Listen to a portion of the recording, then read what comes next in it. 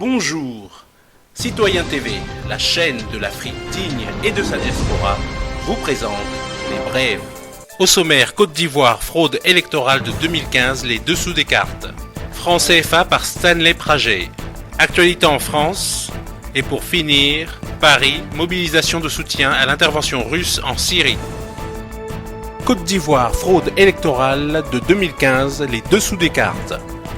Le 11 avril 2011, l'Occident, par le biais de la France, fait un coup d'État en Côte d'Ivoire contre le président Laurent Gbagbo, élu démocratiquement. Après cette violence, habituelle chez les tenants de la voyoucratie occidentale, le plan était de faire oublier le président Gbagbo, le sortir de la conscience des Africains et des Ivoiriens.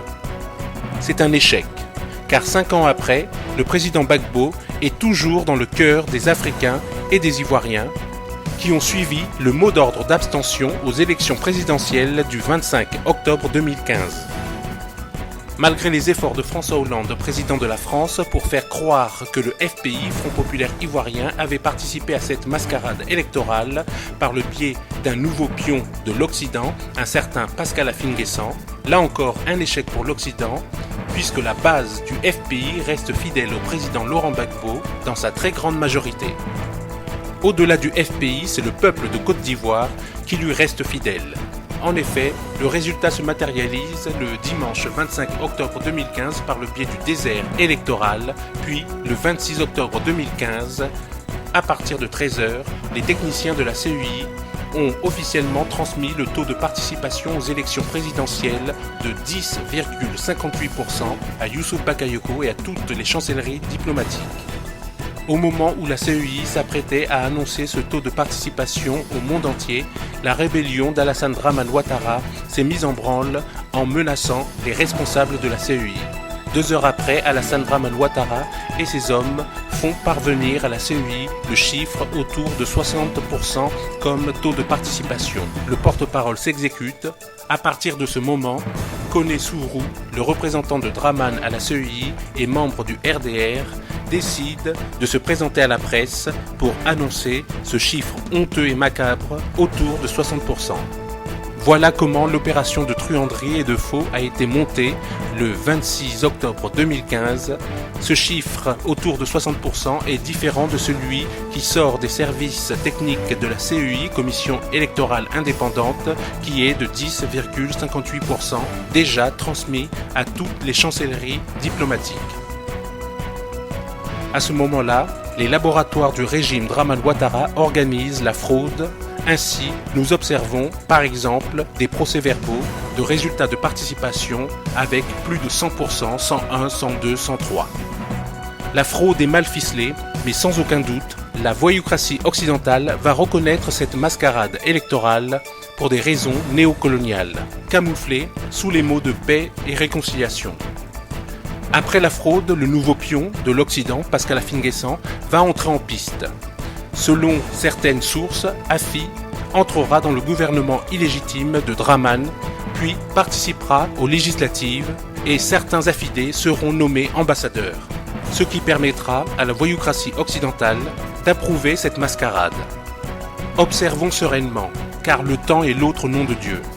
Chères Ivoiriennes, chers Ivoiriens, merci de continuer à suivre le message du président Laurent Gbagbo, la voix de la dignité et de la souveraineté du peuple. Chers Africains, notre souveraineté est bafouée par la voyoucratie occidentale. Tournons-nous vers d'autres alliés, ceux qui peuvent nous aider à sortir de cet état de fait. Aujourd'hui, la voyoucratie occidentale a fait de la Russie son ennemi principal. Aujourd'hui, l'Afrique est sévèrement attaquée par les déstabilisations de cette même voyoucratie occidentale. Sachant que l'ennemi de mon ennemi est mon ami, le salut de l'Afrique est de se tourner vers la Russie. Ce pays qui montre en Syrie qu'elle n'abandonne jamais un allié.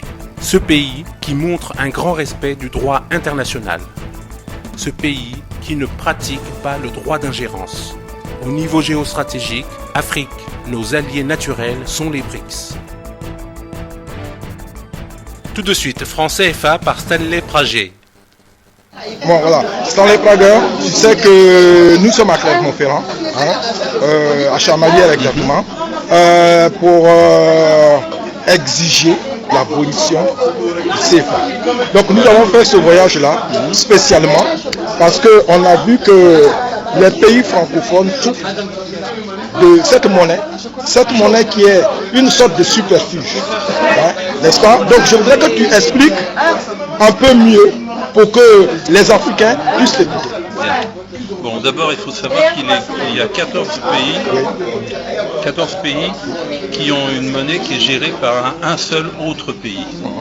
Voilà, cette monnaie ne leur appartient pas, ne leur a jamais appartenu. C'est la France qui gère de tout, qui dispose de tout. Et non seulement ça, mais entre chaque région, ils ne peuvent pas non plus faire d'échange.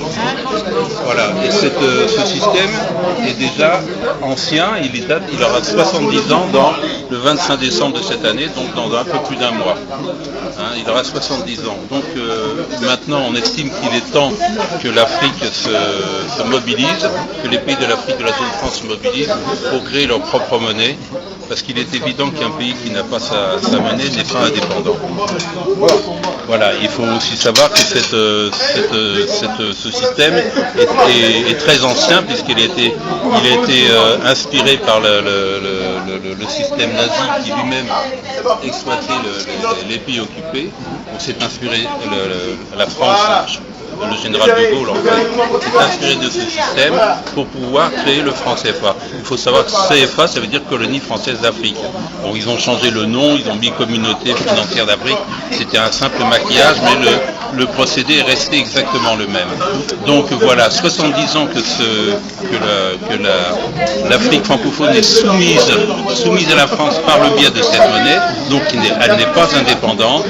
Et maintenant, on estime qu'il est largement temps à ce qu'il y ait une forte mobilisation pour que tout ça évolue et puis il faut aussi savoir que l'Afrique francophone par rapport à l'Afrique anglophone, l'écart se creuse parce que dans les pays comme le Ghana, le Nigeria, tout ça, ils ont leur propre monnaie et ils évoluent. Ils évoluent beaucoup plus vite que nous et il est important maintenant à ce que l'on réagisse et que l'on puisse rattraper tout ce retard qui a été cumulé pendant plusieurs lustres. Bon, voilà, Prager Stanley, tu es l'un des organisateurs de cette manifestation. Oui, voilà. Oui. Donc, je te remercie.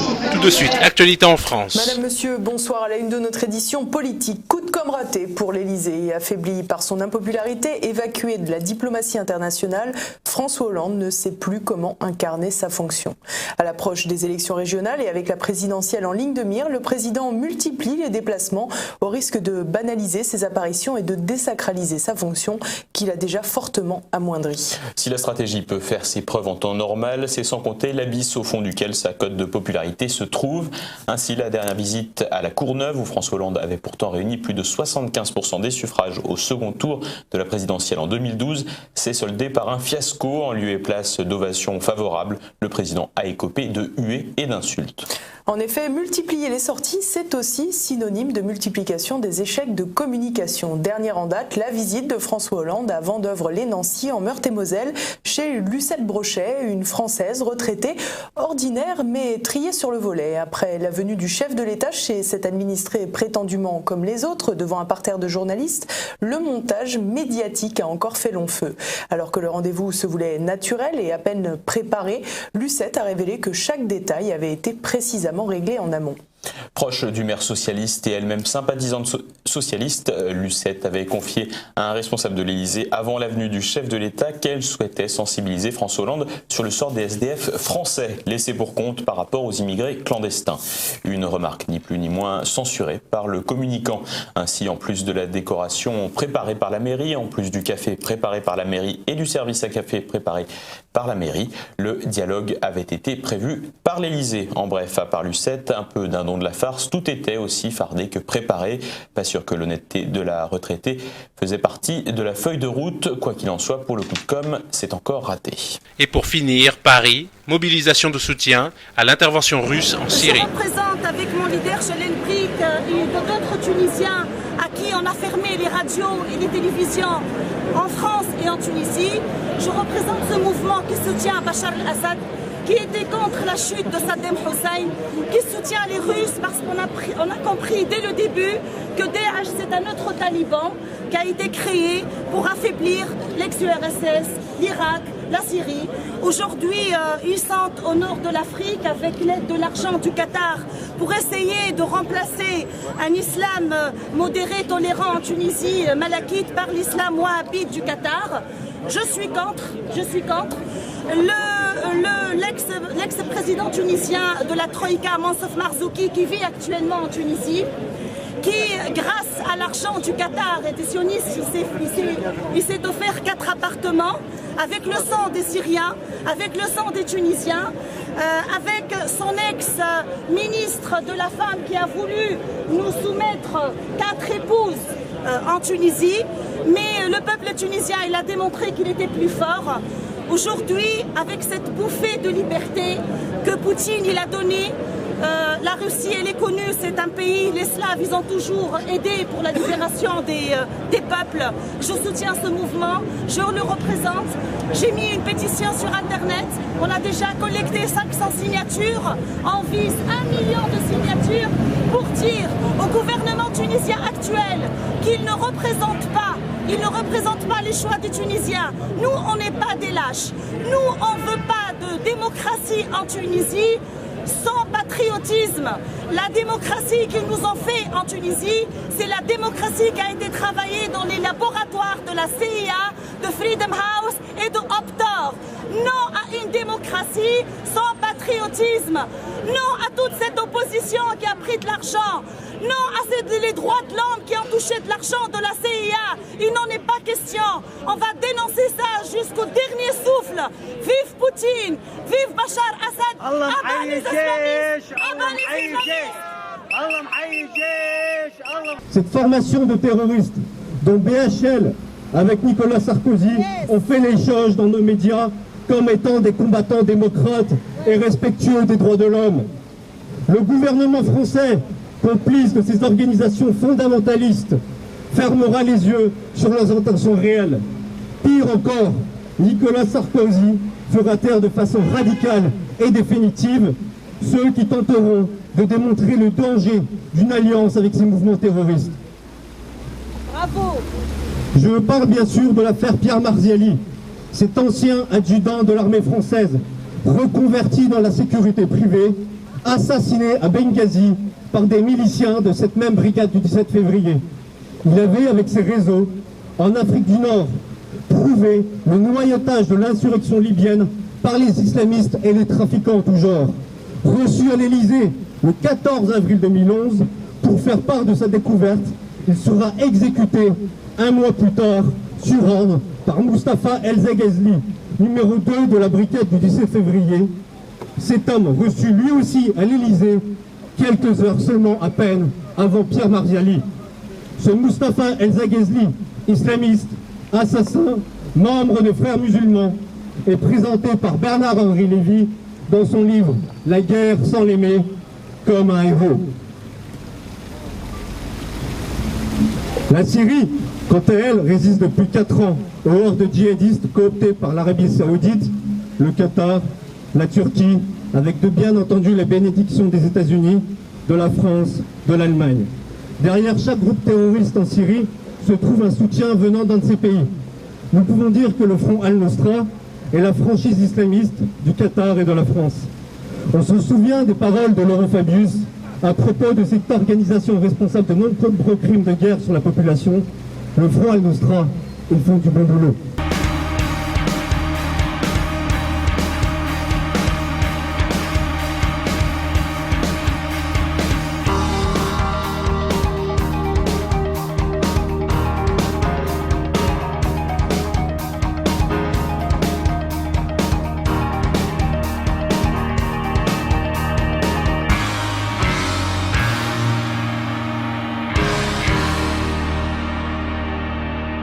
Citoyen TV, la chaîne de l'Afrique digne et de sa diaspora, vous a présenté Les Brèves.